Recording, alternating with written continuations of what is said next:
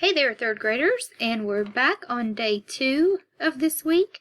We're still talking about how to make a difference and how can one person make a meaningful difference in their local or their global community. We are going to review these vocabulary words again, the same words that we went over yesterday. We have the word slender. Remember, if something is slender, it is thin. So if I were to give you this sentence, a slender snake is hard to see in the grass because. Would you be able to complete that sentence? Why would a slender snake be hard to see in the grass? Okay, number 2, we had the word gallant. And if you remember, I told you if you are gallant, you are thoughtful and very brave. So a person might show she is gallant by. What would you plug in there to complete that sentence that would fit appropriately with the word gallant? Number 3, we had the word chimed. If you chimed in, you said something to agree with what someone else said. So maybe you have chimed in during a family meeting because you agreed with what your parents were saying, or a sibling may have been saying, so you chimed in. You had the word preparations. Preparations are the things that have to be done in order to get ready for an event. To make preparations for a feast, you might, what might you do? Maybe make a grocery list. Go get the items that you need for this feast. Maybe write out your notes on how long each recipe may take for you to cook so that you can prepare the feast on time. What are some preparations you may make for a feast? Number 5, you had the word flickered. If a flame flickered, it gave off a light that moved in an unsteady way.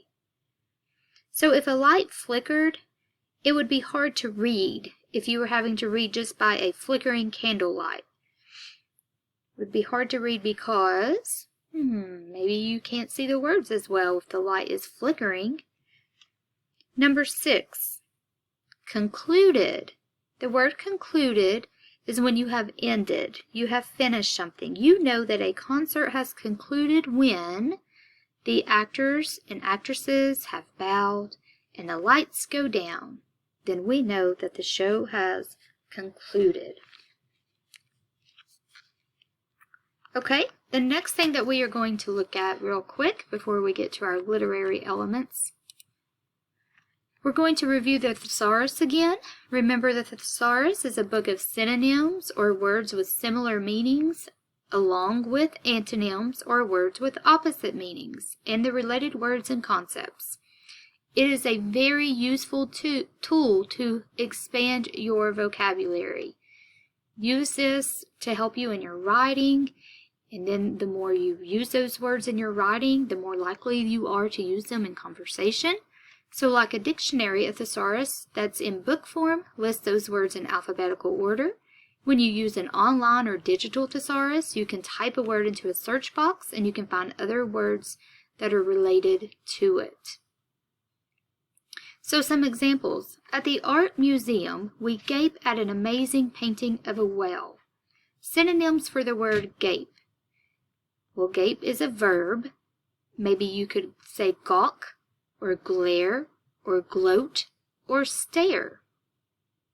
Number 2, that evening a dense fog descended over the countryside. Maybe you could look at a thesaurus to see, maybe you're not real sure what the word descended means, but if you use a thesaurus to look up the word descended, maybe you would find synonyms that would help you better understand what the word means. Okay, now let's look at our literary elements before we get into our text.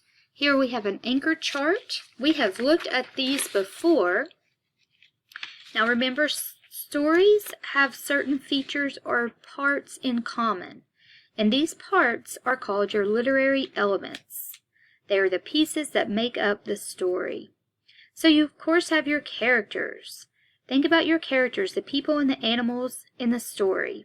What do they say and what do they think? What do they do?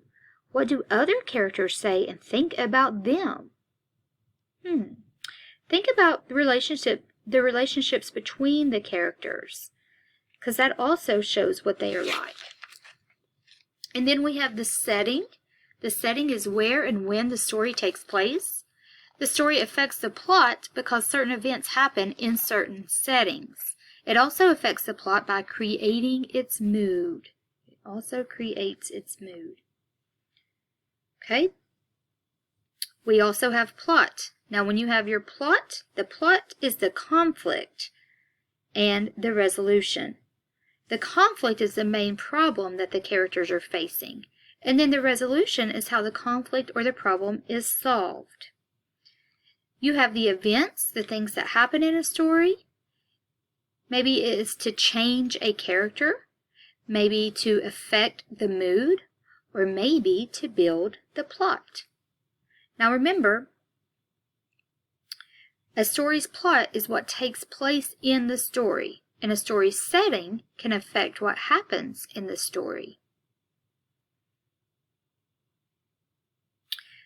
Characters, the people or the animals in a story, the events, something that happens in the story.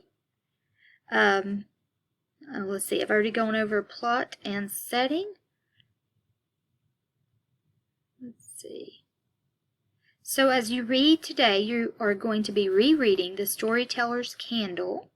And as you read the story today, I want you to practice identifying and examining the literary elements that will help you gain a deeper understanding of the text. Help you gain a deeper understanding, okay? All right, my friends, and so now you are off to read The Storyteller's Candle, because remember, good readers reread. And I hope that you have a wonderful day.